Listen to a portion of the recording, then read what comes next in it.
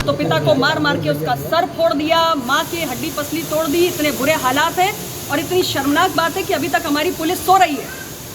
हमारे उत्तर प्रदेश की और देश की सरकार जीरो टॉलरेंस पे काम करती है। बहू बेटी के साथ किसी भी तरीके की हम लापरवाही बर्दाश्त नहीं करेंगे, किसी भी तरीके का अमर्यादित आचरण बर्दाश्त नहीं किया जाएगा। और ये हालात मैंने निर्देशित कर दिया है, 2 घंटे का मैं समय दे रही हूँ। अगर एक्शन नहीं हुआ, FIR नहीं हुई, तो ये सब सीधे ये मामला मुख्यमंत्री के पास जाएगा। नमस्कार, मैं हूं अभिषेक उपाध्याय, आप देख रहे हैं टॉप सीक्रेट। अनुप्रिया पटेल का ये रौद्र रूप आप भूले तो नहीं होंगे। जिस तरह से अनुप्रिया पटेल मिर्जापुर के जो मंडलीय चिकित्सालय है वहां पर जा करके वे पुलिस अधिकारियों को निशाने पर ले रही हैं। मतलब 24 घंटे तो होने वाले, अभी तक क्या हुआ?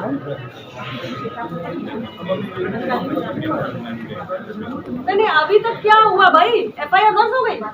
कुछ नहीं। मतलब इसके बाद भी मुझे आने की जरूरत है कि FIR दर्ज होनी चाहिए। इनका मेडिकल तक नहीं हुआ, ट्रीटमेंट का तो पता नहीं। माँ खड़ी होकर कह रही है कि बच्ची को उठा ले जल्दी। इतनी गुंडागर्दी होगी जिले में? क्या कहती है उत्तर प्रदेश की सरकार, बताइए। नहीं, मुझे ये बताइए कि उत्तर प्रदेश की सरकार क्या कहती है? ऐसे किसी की लड़की को उठा के ले जाएंगे?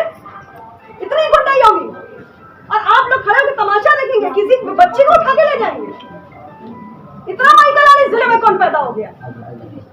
वे लगातार उनको इस बात का एहसास दिला रही हैं कि किस तरह से पुलिस वाले इस राज्य में कार्रवाई करने में हीला हवाली करते हैं।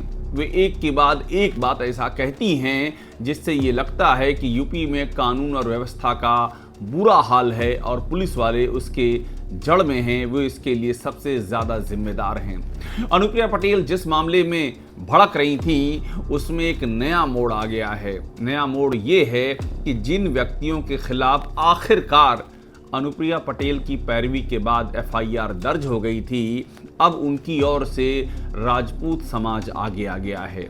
अब अखिल भारतीय क्षत्रिय महासभा के सदस्यों ने बाकायदा मिर्जापुर के विंध्याचल थाने के आगे पहुंच करके विरोध किया है और इस बात की मांग की है कि उनकी ओर से भी एक्शन लिया जाए।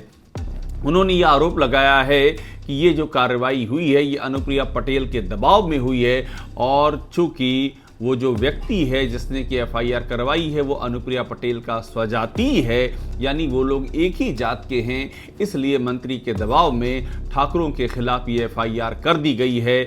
इस व्यक्ति ने ये भी कहा, ये जो अखिल भारतीय क्षत्रिय महासभा के जिला अध्यक्ष हैं, इनका नाम विनय सिंह हैं, इन्होंने ये भी कहा कि ये तो ठाकुरों का उत्पीड़न हो रहा है। जैसा कि आप लोगों को संज्ञान में होगा, छानवे क्षेत्र के कुरौटी गांव में 2 गुटों में आपसी मारपीट हो गई थी, लेकिन पूरे प्रकरण को संज्ञान में न लेते हुए एक पक्षी कार्रवाई हुई है और अनर्गल आरोप लगाए गए हैं अपहरण का, छेड़खानी का, घर में घुसकर दारू पीने का, जो कि सर्वथा गलत है और अनुचित है। दोनों पक्षों को सुना जाना चाहिए था।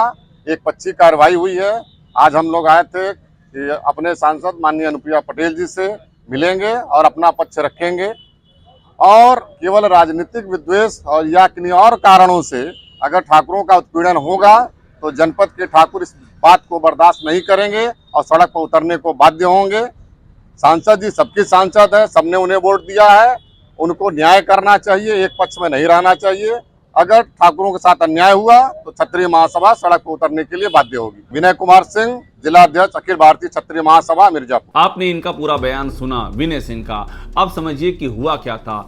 घटना है 18 नवंबर 2024 की और घटना कुछ यूं, जो FIR में हम आपको FIR के हवाले से बता रहे हैं, घटना कुछ यूं दर्ज है कि अजय पटेल के घर में कुछ लोग घुसते हैं, शराब पीते हैं, मारपीट करते हैं, उसकी लड़की को उठाकर ले जाने की कोशिश करते हैं और लोहे की रॉड से भी हमला करते हैं। अजय पटेल और उनकी पत्नी दोनों को गंभीर चोटें आती हैं।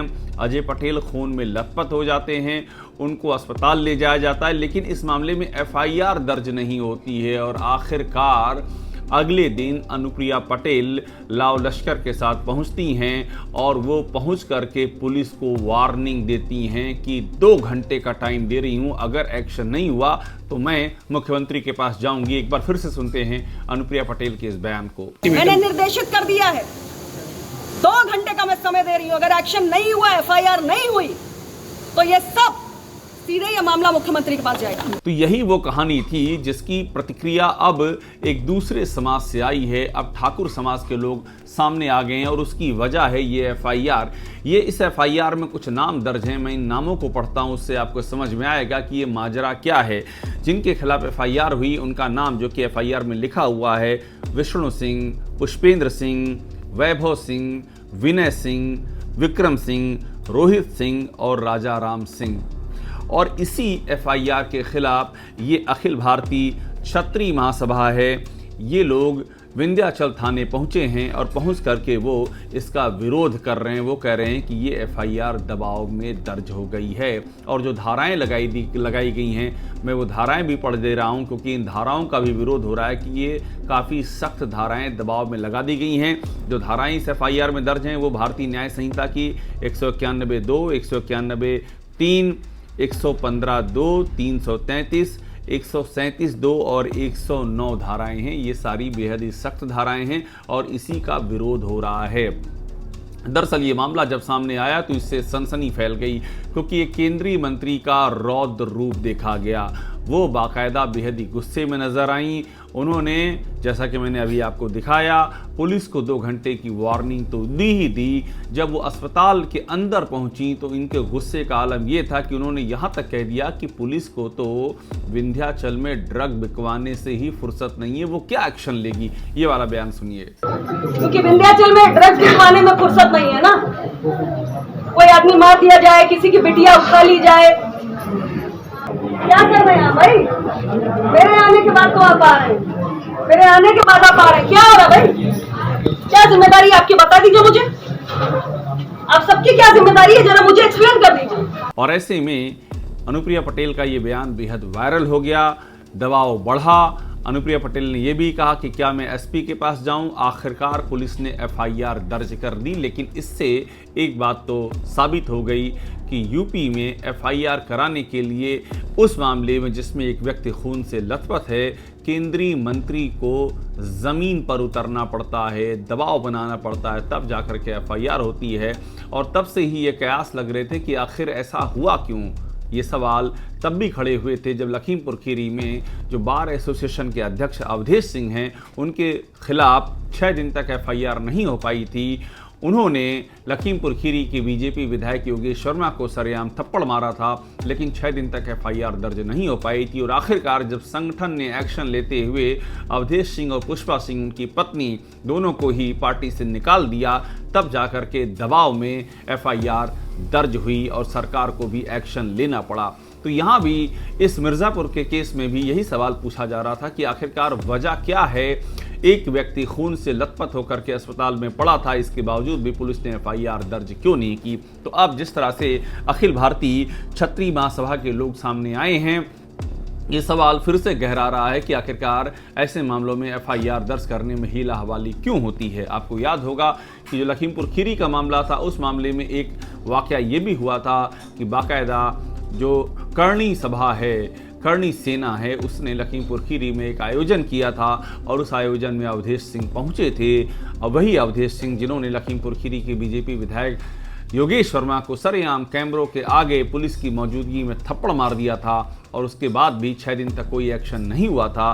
और उल्टा उस करणी सेना के समारोह में जब पहुंचते हैं अवधेश सिंह तो वहाँ नारे लगते हैं, देखो देखो कौन आया, शेर आया, शेर आया।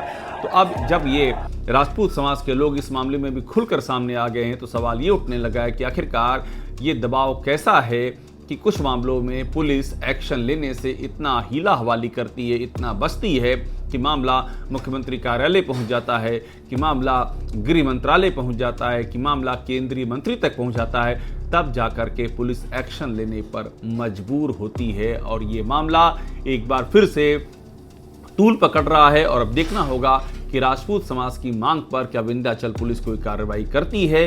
क्या अजय पटेल की शिकायत पर जो एफआईआर हुई है उसमें विंध्याचल पुलिस जमीन पर कितने एक्शन करती है। ये सारे ही सवाल अब स्कैनर के दायरे में हैं और इन पर निगाहें बनी रहेंगी।